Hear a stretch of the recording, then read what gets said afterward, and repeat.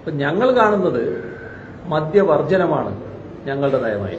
UDF-നെ പോലെ അല്ലെങ്കിൽ കോൺഗ്രസിനെ പോലെ ഒരു കാപട്യ നയം ഞങ്ങൾക്കില്ല. പിണറായി സർക്കാർ അധികാരത്തിലേറിയത് മുതൽ കേരളത്തിൽ വിറ്റഴിച്ചത് 50,000 കോടി രൂപയുടെ മദ്യം. UDF അധികാരമൊഴിയുമ്പോൾ 29 ബാറുകൾ ഉണ്ടായിരുന്ന കേരളത്തിൽ ഇന്ന് പ്രവർത്തിക്കുന്നത് 540 ബാറുകളാണെന്ന് വിവരാവകാശ രേഖ വ്യക്തമാക്കുന്നു. മദ്യോപയോഗം കുറച്ചുകൊണ്ടുവരികയാണ് ലക്ഷ്യമെന്ന് പറഞ്ഞ അധികാരത്തിലേറിയ സർക്കാരാണ് 20 ഇരട്ടിയോളം ബാറുകൾക്ക് അനുമതി കൊടുത്തിരിക്കുന്നത്.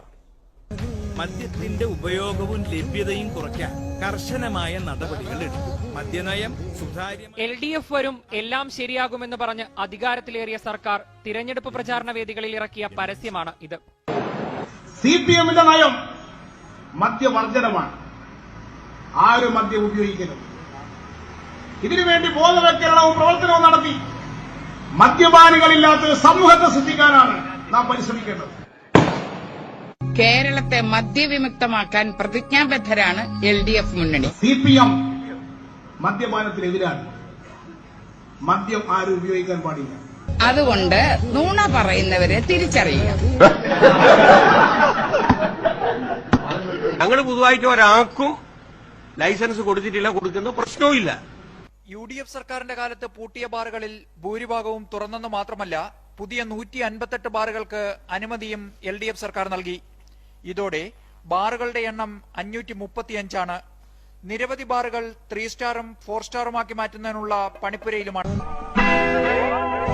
മദ്യത്തിന്റെ ഉപയോഗവും ലഭ്യതയും കുറയ്ക്കാൻ കർശനമായ നടപടികൾ എടുക്കും.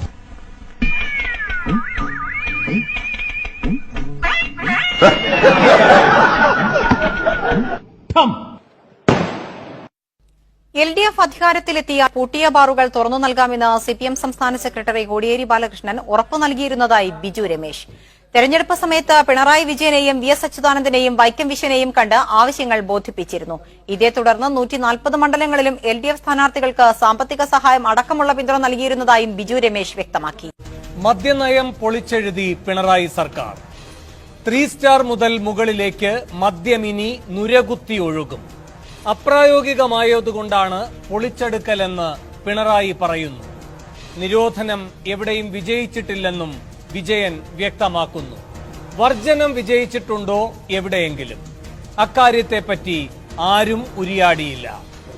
ലഹരിമരുന്ന് വിഹരിക്കുന്നെന്നാണ് സർക്കാരിന്റെ കണക്കെടുപ്പ്. വ്യാജമദ്യവും വിറ്റഴിയുന്നു.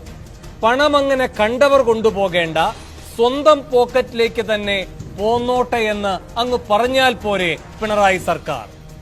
മറുവഴി തേടുന്ന മദ്യപന്മാരെ മദ്യശാലയിലേക്ക് തന്നെ തിരിച്ചെത്തിക്കാൻ തുണ പോവുകയാണിനി ഇടതു സർക്കാർ. നിങ്ങൾ കേരളത്തെ മദ്യാലയമാക്കിയെന്ന് പ്രതിപക്ഷ നേതാവ് പറഞ്ഞതും അതുകൊണ്ടാണ്.